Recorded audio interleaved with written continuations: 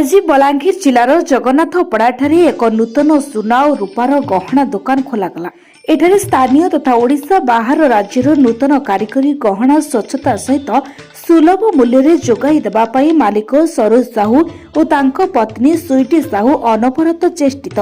एही शुभ मुहूर्त अवसर में सुनार गढ़ा मूल्य अन्यमानक ठारू कम रहितबा बेले रूपा अलंकार गढ़ा मूल्य मागणा सहित प्रत्येक सामग्री किणा उपरे एक कूपन व्यवस्था करछथि, जार बंपर पुरस्कार इलेक्ट्रिक स्कूटी अछि।